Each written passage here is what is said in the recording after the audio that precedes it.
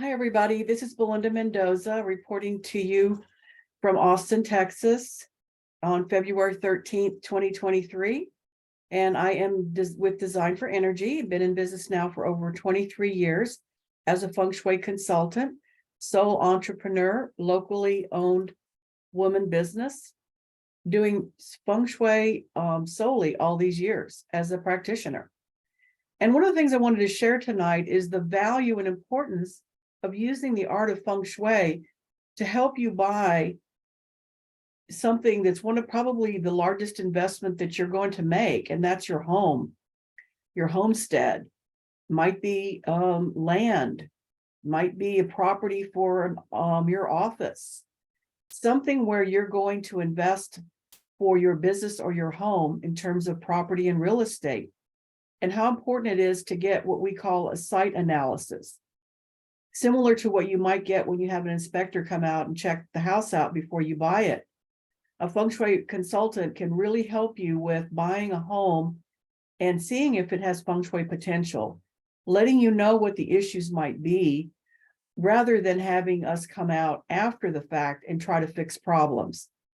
Now, as a practitioner for over 23 years now, as I've said, since the art, has been around, which for centuries. In the United States, let's just say in the last 25 years, since I started realizing the art form, I've seen so many remedies and cures that are so amazing. The creative ways that people come up with applying the Feng Shui principles to help with situations. And so there's quite a bit out there, but there quite frankly are some things that Feng Shui cannot cure, cannot remedy, cannot help. And when I go and talk to someone or go visit their home after they've moved in to something that isn't really potentially good for them, but they don't plan on moving, we of course do whatever we can on the interior and the exterior and what we can do to balance out what's there and make it the best we can. But it's kind of like having diabetes and being on insulin your whole life. And as you age, you either have to take more insulin or the symptoms get worse.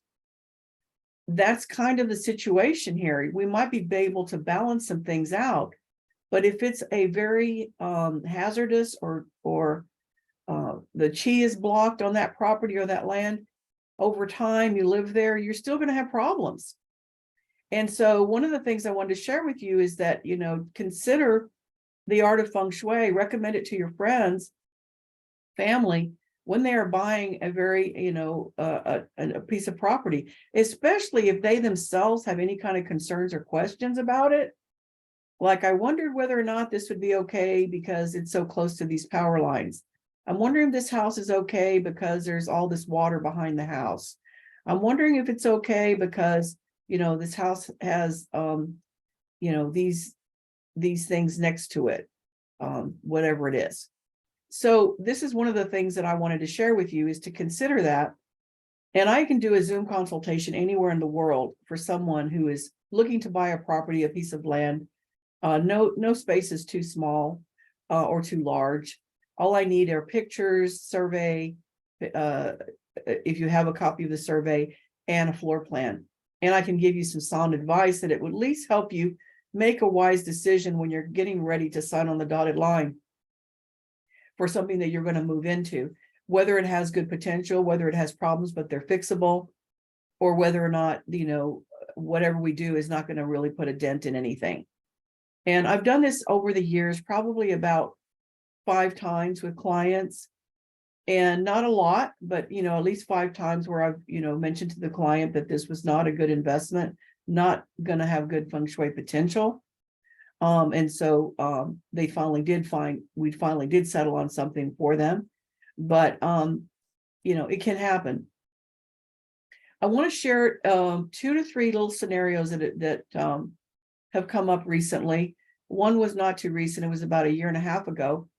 There was a man that contacted me, and he was so in love with this property because it looked like Falling River up in the Northeast, the Frank Lloyd Wright, structure where there's this flowing creek and this waterfall, and it was in his backyard, and it was all wooded, and the house kind of butts up to that creek. Maybe, you know, the house is away from the creek about, and I'm not good on telling you feet, but let's say it was maybe 30 feet, not far, maybe, you know, the width of another house that would be right in front of it.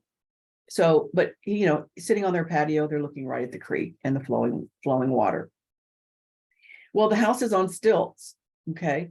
Because obviously in the past, that whole land area right in front of the creek and the house is flooded. And so I told him, I said, there's no feng shui master that I'm aware of that would ever recommend someone buying a house in an area where it floods. And obviously that's why, you know, it's on stilts. That's water underneath your house, and that means it comes all the way across under your home.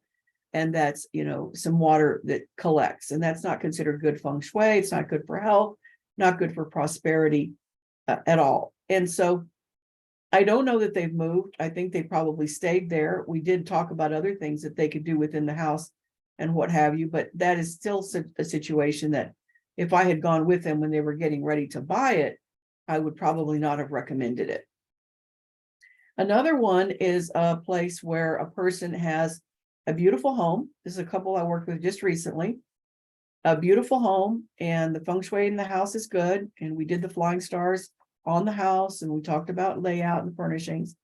And then when I went to the backyard, I could see that it backed up to a ditch, and a ditch. It's like an irrigation ditch. It's water, you know, through there. And so basically I said, you need to put trees up all along your back wall of your home, you know, tall trees like evergreens, and just kind of cover that whole fence so that when you look out your back patio, you're not seeing that. And a couple of things there right now, as a matter of fact, I went over recently, and it's not flowing water, it's stagnant water. And in feng shui, that's money loss. It's a block of money, you know, money that's blocked, I mean. And so that's not good. The other thing is not having any kind of trees behind your house or any kind of structure says you have no back. It's no, like, you should have what we call the mountain behind you. It's supportive. And that is something that can either be trees, or it could be another house, it could be another building, but there's something there that does protect your home. It creates that solid back. And then you have two sides. Usually have, you know, a neighbor on one side and a neighbor on the other. And that forms what we call the Tai Chi around the house. You know, it kind of puts you in a kind of a protective state. And so that's important. And so this house doesn't have that.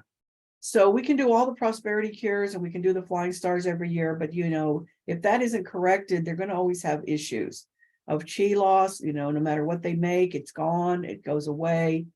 The stagnant water there is not good, because it's just going to be, you know, a negative energy, not good chi.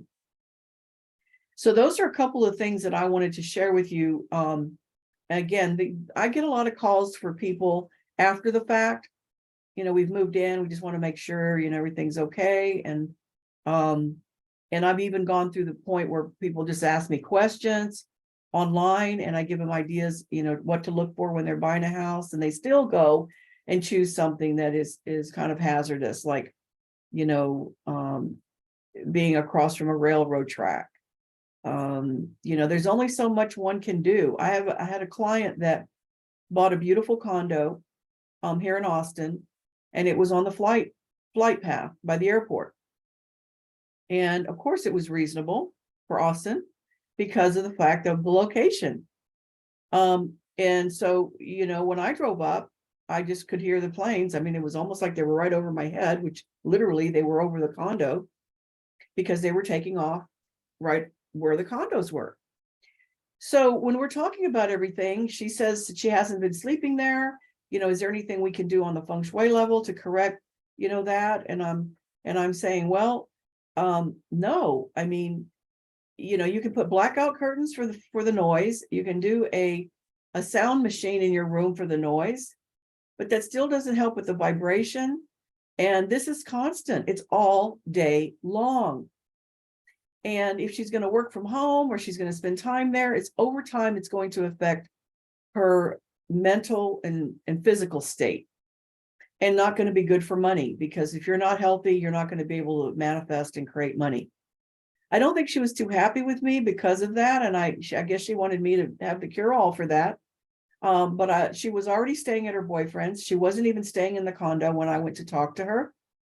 And I recommended that she use that as a rental property. She was thinking about moving to another place anyway and buying a home. I said, use it as rental property. There are people who come in and out of Austin all the time. They just need a quick, 3 or 4 days to stay somewhere, or they just need something short term. I said, then use that until the price is right enough for you to sell it and buy your right home, the home that's right for you. So I don't know if she did that or not, but that was my suggestion, because there's really not much one can do when you make a choice like that. That Feng Shui is really gonna, it's not like you can hang something or, hang a wind chime or a crystal or sage it, and the energy all just be okay and perfect. There are things that have an effect on the energy flow and how it affects the person in that environment. So I wanted to share with that the importance of site analysis when you are getting ready to buy something like a property, a piece of land, or a home, to get a consultation. And I do them on Zoom. I don't have to be there on site. If I'm in Austin, I'll be able to, go there, but generally I can do it anywhere in the world. And you can get good advice, and it'll make you then make a wise decision for yourself. If in the end you decide, I know all these things that she told me, but I'm okay with that. I'm gonna do other things that will help to balance, but I'm okay with that, because it's in the city I want to live in, and it's near my kids, and there's other reasons that you feel like you want to do it. Then at least you have all the information. You're aware that if things go wrong and whatever, you're aware, and that you've made a decision based on those things. So I wanted to share that with you. I think it's important, and I hope you found this helpful. If you have any comments or questions, please message me at designforenergy.com. Text me at 512-740-1251. Join my Facebook page, Belinda's DIY, on Facebook, and I'd be happy to chat with you and answer any questions. Thanks for listening, and have a great day.